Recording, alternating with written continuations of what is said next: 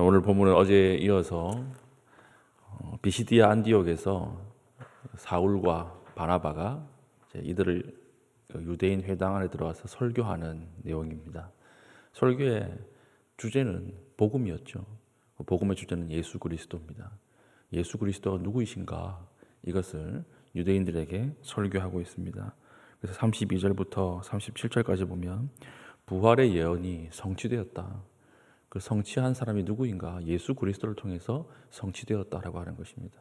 다윗을 통해서 구약에 메시아가 올 것을 말하지 않았느냐? 그리고 다시 일어설 것을 말하지 않았느냐?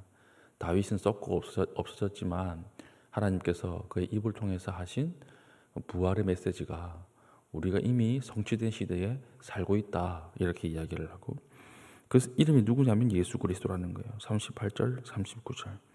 예수를 믿어야 구원받는다, 이렇게 이야기를 하죠. 39절 보십시오. 또 모세의 율법으로 너희가 의롭다 하심을 얻지 못하던 모든 일에도 이 사람을 힘입어 믿는 자마다 의롭다 하심을 얻는 이것이라. 율법으로는 의롭다 함을 얻지 못하는데 이제는 하나님께서 예수 그리스도의 이름을 통해서 의롭다 하심을 주시는 시대가 되었다, 이렇게 말씀을 하는 것입니다. 그리고 청중을 향해서 경고합니다. 41절. 일렀을 보라, 멸시하는 사람들아, 너희는 놀라고 멸망하라. 내가 너희 때를 당하여 한 일을 행할 것이니 사람이 너희에게 일러줄지라도 도무지 믿지 못할지라 하였느니라. 이걸 붙잡지 않으면 망한다는 거예요. 예수 그리스도의 이름을 통해서 구원을 얻기 때문에 예수 그리스도를 믿지 않는 사람들은 멸망으로 들어간다. 이걸 이제 협박처럼 이야기를 하는 것처럼 보이지만 협박이 아니죠. 이게 빠진 사람에게 밧줄을 던졌습니다. 밧줄을 잡아야 삽니다. 안 잡으면 죽습니다. 이렇게 이야기를 하는데 이게 협박입니까? 아니죠. 살 길을 알려주는 거예요. 예전에 많은 선지자들이 이야기하는 것을 유대인들이 안 붙잡은 거예요. 붙잡지 않고 죽은 것처럼 너희도 예수 그리스도를 붙잡지 않으면 하나님을 붙잡지 않는 것이고 죽을 수밖에 없다. 영원히 멸망할 수밖에 없다. 이렇게 말하고 있는 것입니다. 그러니까 어떤 일이 벌어집니까? 호의와 비방이 동시에 이들에게 덮치는 거예요. 42절. 그들이 나갈새 사람들이 청하되 다음 안식일에도 이 말씀을 하라 하더라. 그 안에 있는 유대인들이나 경건한 사람들이, 이방인들이 충격을 받은 거죠. 전혀 새로운 율법 해석을 들으니까 충격을 받은 것입니다. 45절. 유대인들이 그 무리를 보고 시기가 가득하여 바울이 말한 것을 반박하고 비방하거늘. 유대인들 입장에서는 할례 없이 구원받는다 이러니까 어떻게 그럴 수가 있느냐? 그럼 할례 받은 우리는 뭐냐? 하나님 우리 백성을 택하신 이유는 뭐냐? 이래가지고 들고 일어났다라고 하는 것입니다. 그래서 사도 바울이 또 다시 이렇게 이야기하죠. 하나님께서 너희들에게 먼저 구원을 주셨지만, 너희는 유대인들입니다. 유대인들에게 먼저 구원을 주셨지만 너희들이 거부했기 때문에 이것이 이방인에게로 튕겨나간 것이다. 너희가 붙잡았다면 하나님이 유대인을 통해서 온 세상에 복음화 되게 하셨을 것인데, 원 가지가 있는데 원 가지가 열매를 못 맺으니까 그 가지를 잘라버리고 다른 나무 가지를 가지고 접붙임하는 거예요. 접붙임. 이방인이 접붙임되어서 구원을 받은 것이다. 47절 보면 나는 이 일을 위해서 부름받았다, 이렇게 이야기를 하니까 어떤 일이 벌어졌습니까? 48절. 이방인들이 듣고 기뻐하여 하나님의 말씀을 찬송하며 영생을 주시기로 작정된 자는 다 믿더라. 접붙임이 일어난 거예요. 동시에 어떤 일이 벌어져요? 비방 그리고 핍박이 다시 비시디아 안디옥에서도 시작이 되는 것입니다. 50절 하반절 보면 이에 50절. 유대인들이 경건한 귀부인들과 그 신의 유력자들을 선동하여 바울과 바나바를 박해하게 하고 그 지역에서 쫓아내니. 박해하고 쫓아내었다라고 하는 것입니다. 그러니까 참 꽃길만 있는 것도 아니고, 그리고 죽으라고 하나님 복음만 전하게 하는 것도 아니죠. 그 안에 분명한 열매가 있고, 그러나 동시에 핍박이 같이 온다라고 하는 것입니다. 예수님도 그랬어요. 예수님도 복음 전할 때 예수님의 말씀을 듣고 돌아오는 사람이 있었고, 끝까지 듣지 않고 이렇게 핍박하고 배척하는 사람이 있었다라고 하는 것이죠. 그러니까 오늘 이 새벽이기 때문에 제가 좀 강조해서 나누고자 하는 것은 마지막 구절이에요. 마지막 구절.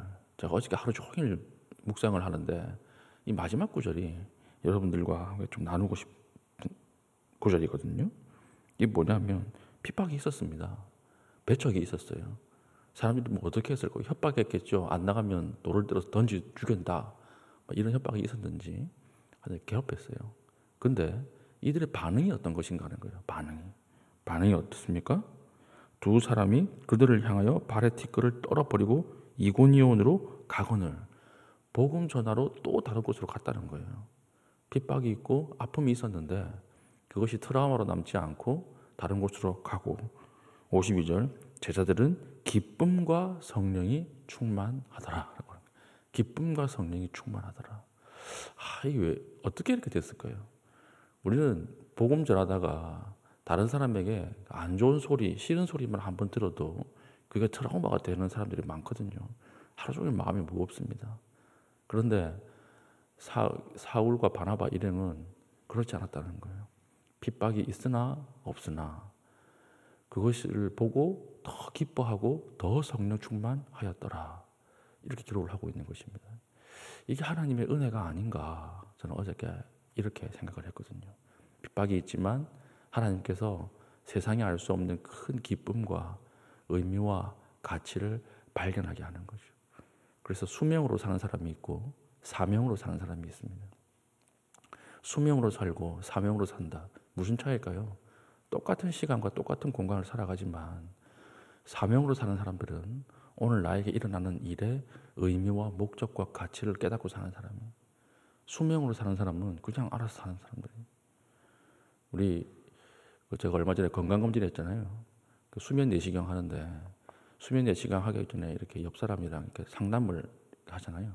앞에 있는 사람이랑 상담하는데 옆에 있는 사람이 상담 내용이 들리는 거예요. 저한테 가까우니까.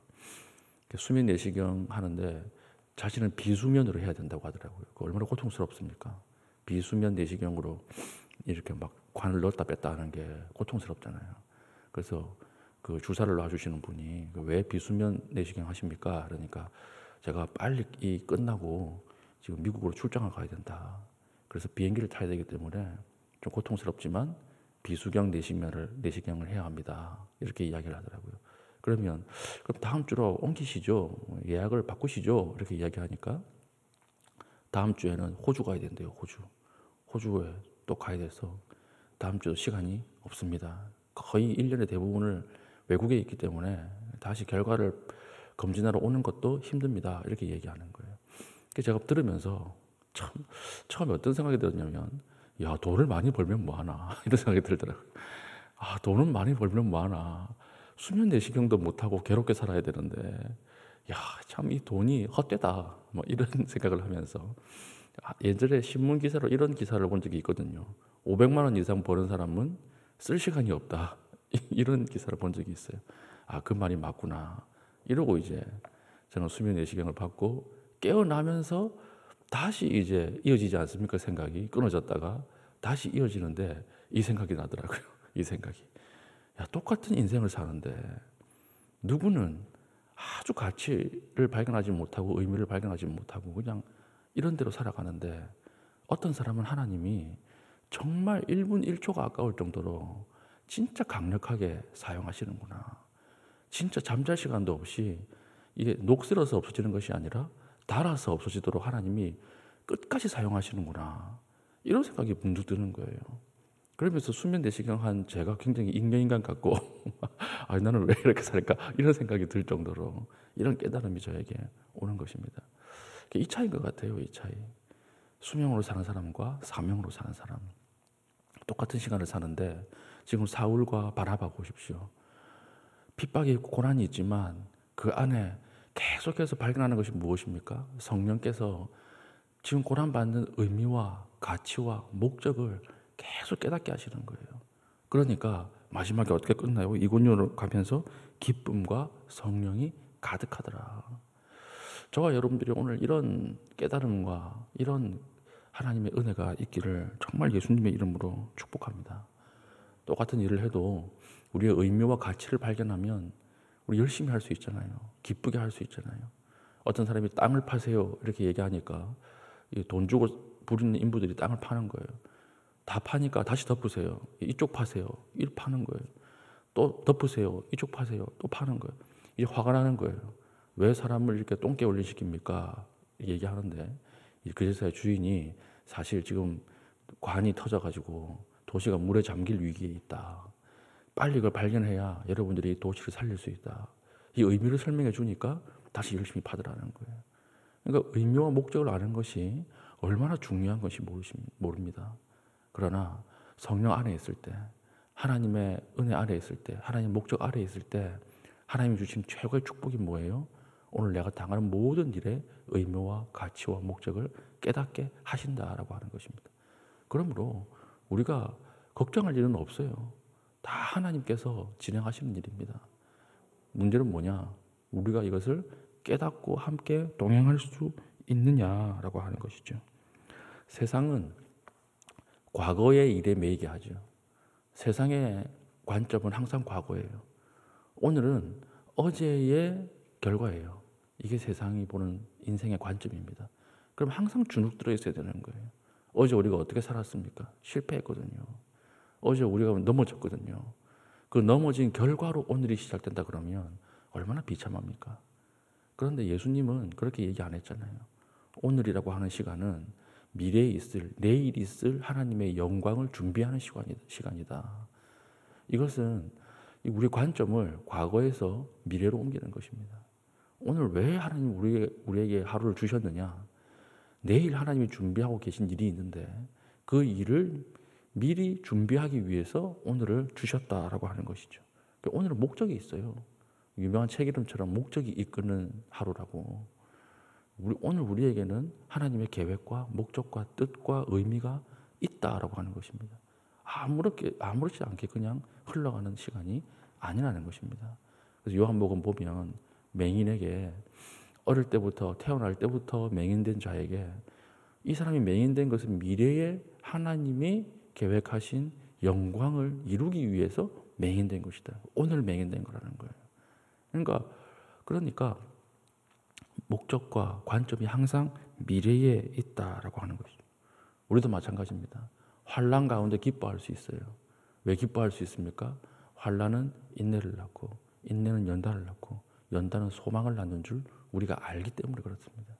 환난 가운데 다 넘어지잖아요. 다 극단적 선택하잖아요.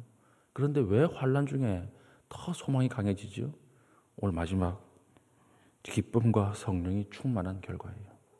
오늘 우리에게 당하는 모든 일들, 모든 막히는 일들이 오늘 성령 안에서 재해석될 수 있기를 바랍니다. 그래서 우리가 하나님의 목적과 뜻과 의미를 깨닫고 그 가운데서 기뻐하며 우리도 하나님이 이끄시는 또 다른 지역, 이고니온으로 또 다른 세상으로 인도하시는 세계로 들어갈 수 있는 믿음의 신실한 주의 백성 될 수 있기를 예수님의 이름으로 축복합니다. 아멘. 기도하겠습니다. 오늘 말씀을 가지고 기도할 때에 하나님, 오늘은 목적을 위해 존재한다 하신 이 말씀을 붙잡게 하시고 실망하지 않게 하시고 낙담하지 않게 하시고 미래에 이루실 하나님을 바라보며 더 깊이 기도할 수 있는 은혜를 허락하여 주시옵소서. 기도하신 이후에 개인적인 기도의 제목 가지고 기도하시고 자유롭게 돌아가시겠습니다.